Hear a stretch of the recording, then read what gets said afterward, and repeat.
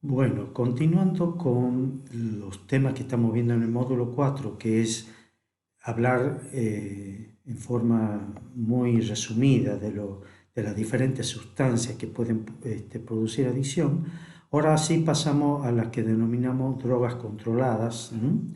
Y que una de las más populares y la más buscada es la cocaína. Es una droga que se la considera desde el punto de vista farmacológico como estimulante del sistema nervioso central.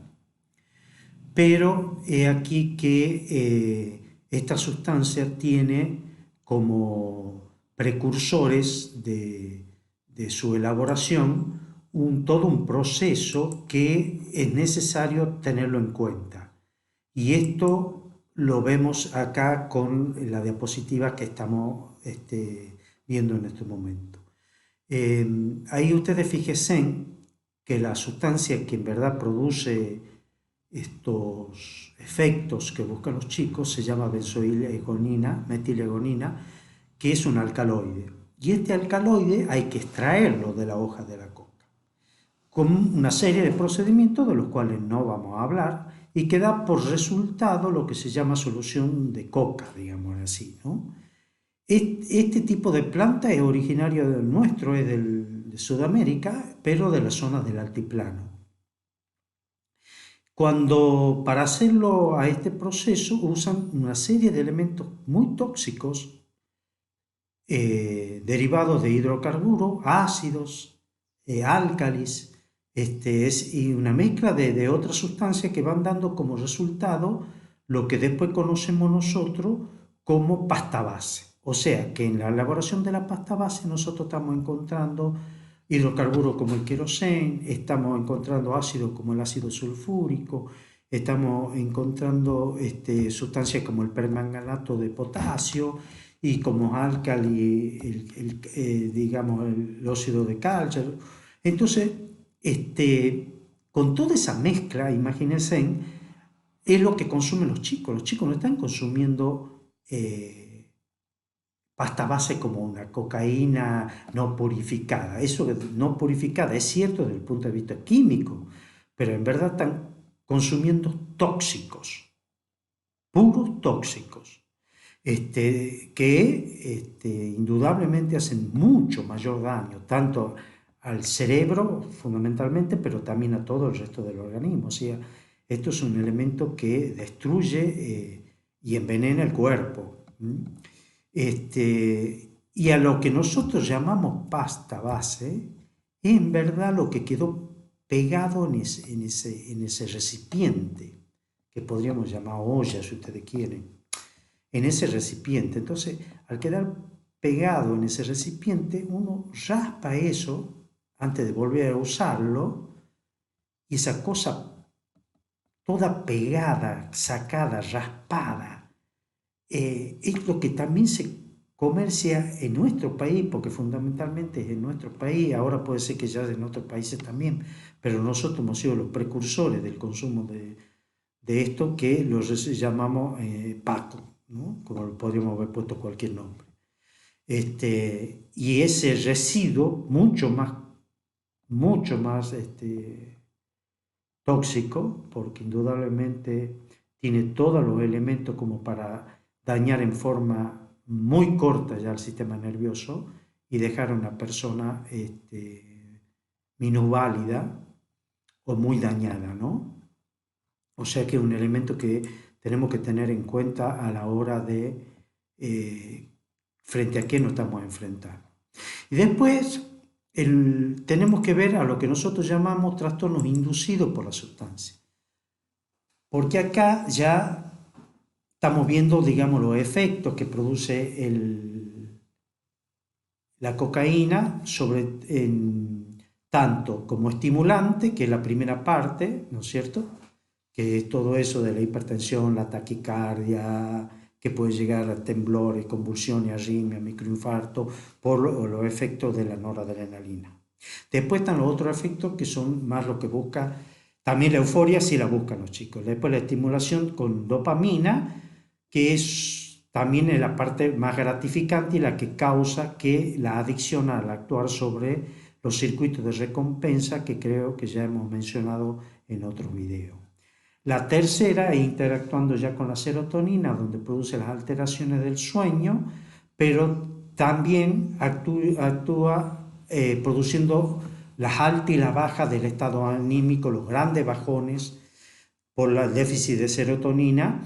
Los grandes bajones, la depresión de serotonina, es la causa del gran bajón que tiene la cocaína en su parte de abstinencia.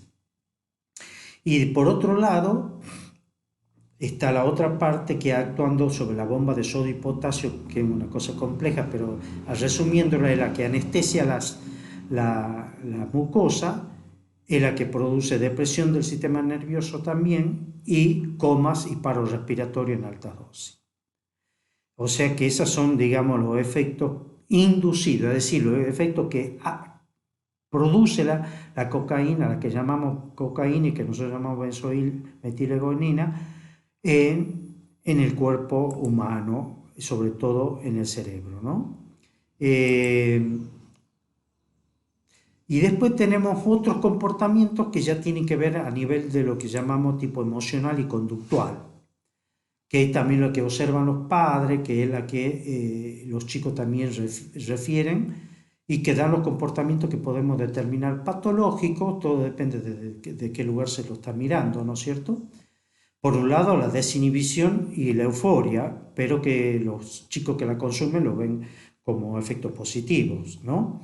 El embotamiento afectivo, que es esto, el embotamiento afectivo vendría a ser lo que yo llamo, en muchas charlas, lo que se denomina la niebla cognitiva.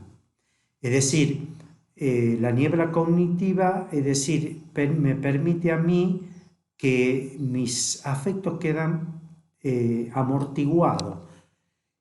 Y este se produce porque el centro de la luz, digamos, de lo que sería la atención y la concentración, está puesta en los efectos de la sustancia y en conseguir la sustancia. Todo lo demás queda atrás, por eso que es embotamiento, es decir, como que quiero a los demás, a los seres que amo, sí, pero están detrás, están metidos en la niebla cognitiva. Ese es el embotamiento afectivo. El cambio de la sociabilidad es otra característica. Ustedes saben que el cambio de la sociabilidad es algo que se ve mucho y no nos permite a los que estamos viendo el cambio de comportamiento, no nos permite comprender cómo es que cambia así de amigo, por qué deja de frecuentar a personas que afecta mucho la sociabilidad. Empiezan a tener pánico, empiezan a tener sensaciones de que sienten que no pueden comportarse normalmente y que se van a dar cuenta que están consumidos, entonces se aíslan. También están en hipervigilancia, que esto de una alerta, porque la noradrenalina produce un estado de alerta, pero consumen tantas sustancias que el estado de alerta es de hiperalerta. Entonces están continuamente mirando para todos lados, embotados, pero al mismo tiempo, y eso es lo que después le da la fobia y el pánico que es característico de la cocaína, ¿no? Por otro lado, dan una extrema sensibilidad, es decir, a nivel emocional, es como que tienen exacerbada cómo sienten, lo que sienten. Entonces eso le produce que los chicos, al tener exacerbada, sienten mucho y expresan poco. Entonces es una bomba de tiempo, porque es como una olla a presión. Sienten mucho más de lo que es el estímulo y reaccionan, por lo tanto, en forma exacerbada. El otro tema es la ansiedad.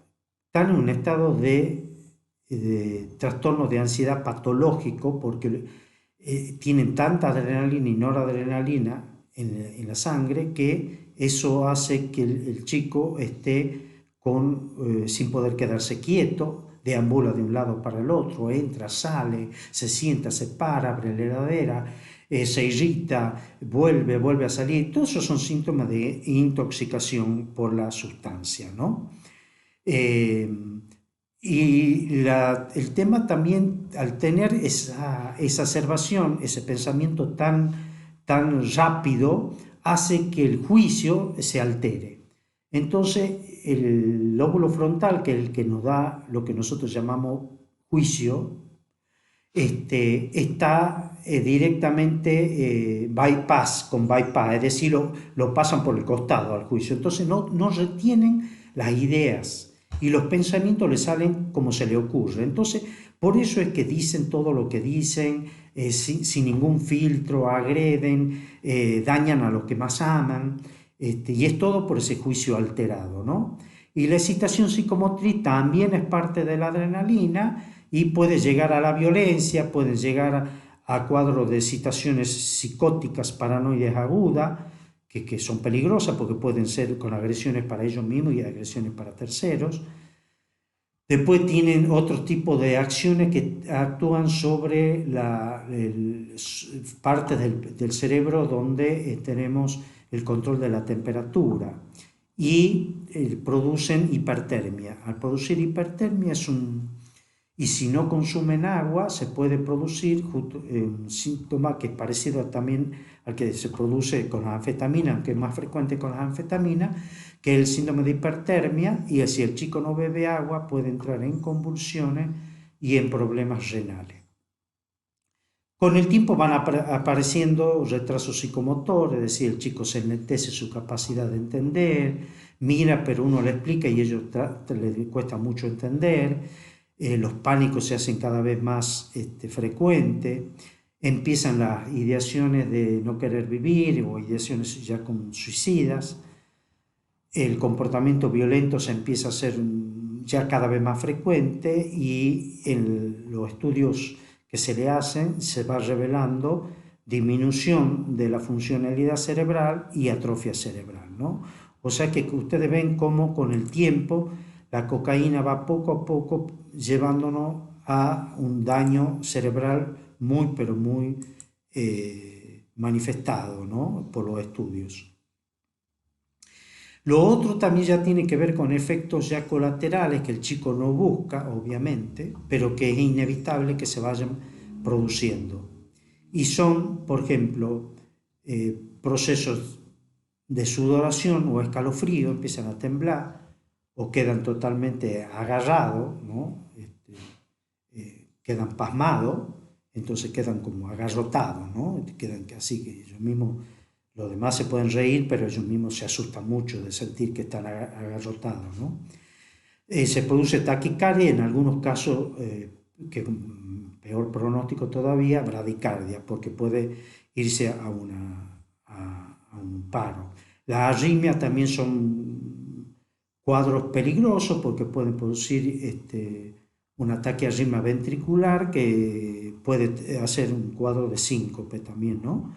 Y un cuadro peligroso.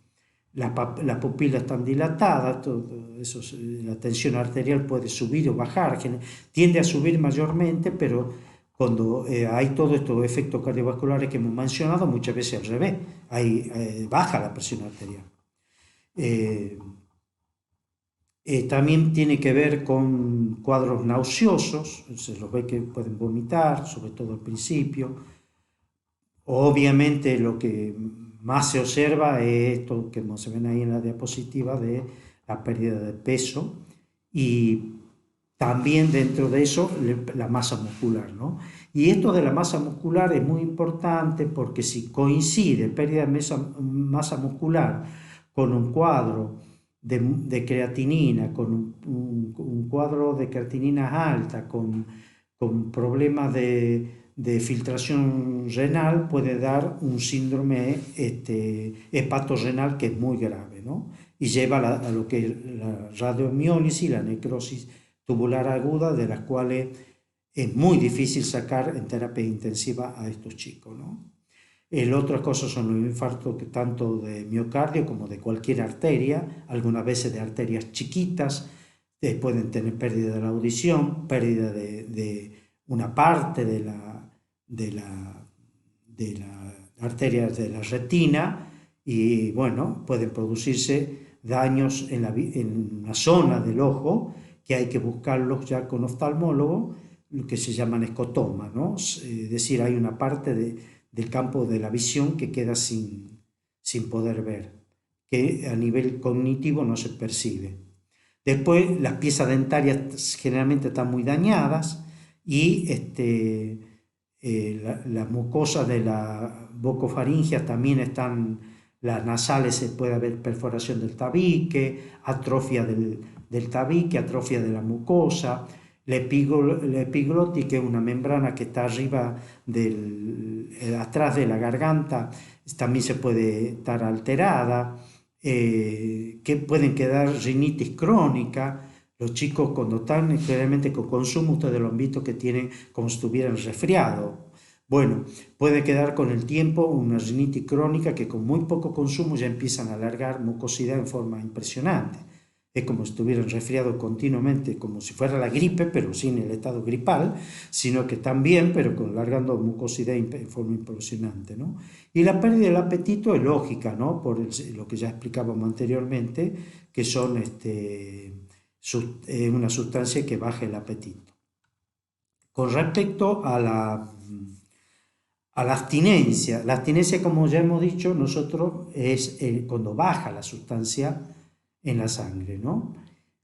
Esto se produce, depende de las personas, puede producirse cuando ya tienen tolerancia, tienen todavía bastante benzoilmetilegonina en sangre y ya empiezan a tener síndrome de abstinencia con una dosis que para cualquier otra persona que recién se inicia sería que estaría con pleno síntoma de la droga, ¿no? Y hay otras veces que ya que todavía tienen varios, demoran en metabolizarlo, la podemos empezar a tener mucha cantidad, entonces, sobre todo al principio, varios días después, recién empiezan a aparecer los síntomas de abstinencia. Y son muy cambiantes, ¿no?